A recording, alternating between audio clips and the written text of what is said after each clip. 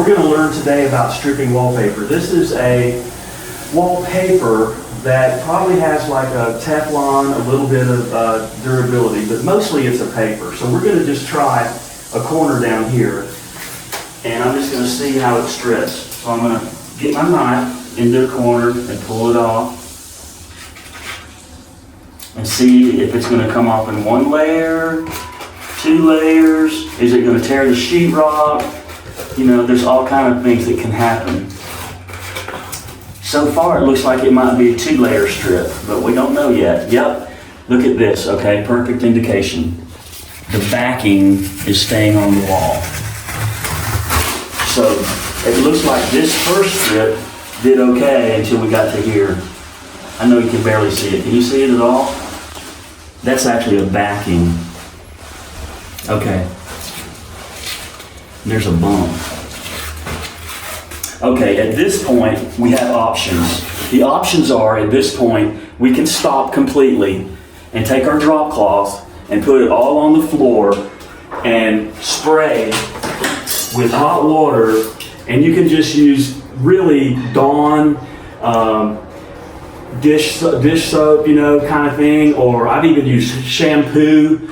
I've used anything that's like soap. What it does, it breaks the surface tension, so when the water and the soap go on there, the soap helps it stick. So the water's not just bubbling or beating and rolling right on the floor. So the soap helps it stick onto the wall, and it'll stay wet longer. Therefore, when you go to pull the paper off, it'll come off hopefully in one layer.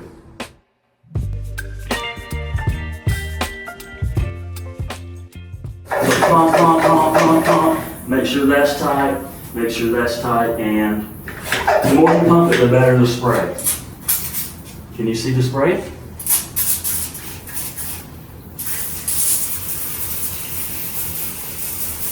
See them spraying?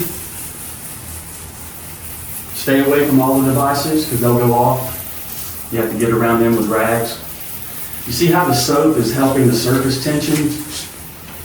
The wallpaper, the soap sticking to the wall, it's not bubbling up, it's just rolling down.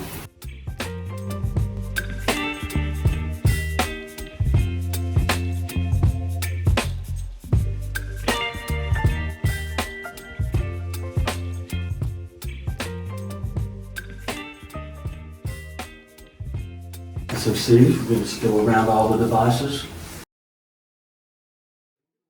Now our paper is still kind of wet, but here's what I wanted to show you is you can see the top layer's the blue, the bottom layer's the backing is what I'm going to call it. So I stopped right here, as you remember earlier, to see if we wetted the whole thing, will it just come off in one layer? And so far it's doing pretty good. I may not have it wet enough in some areas.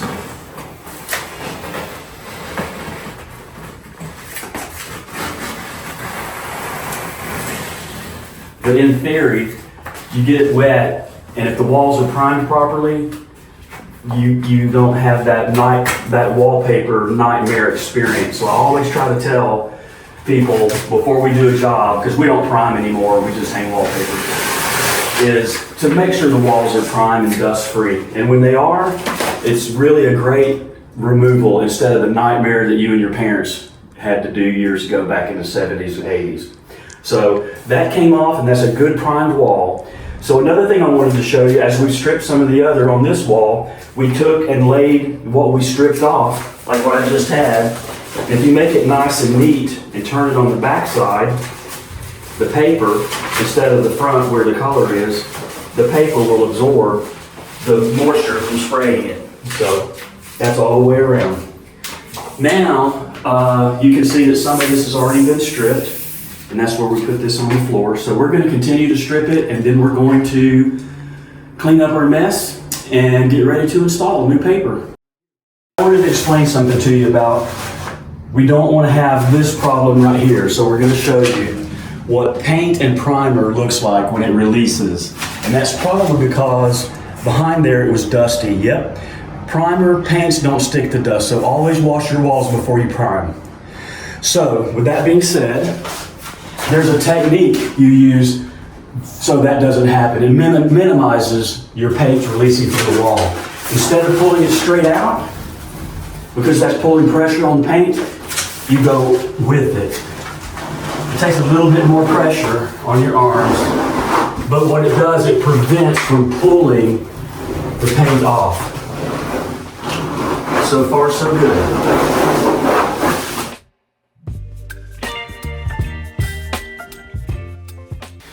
So we've got some places where the paint released, and it's because the primer released with the paint because walls were dusty. So I just carry this around just because sometimes we have to caulk something, and sometimes if you need a little bit of filler, this is Alex, the fast dry caulk. And I just squeeze a little in there. And I take my blade and just smooth it out. Now this dries really fast, so that's good because we're ready to hang paper.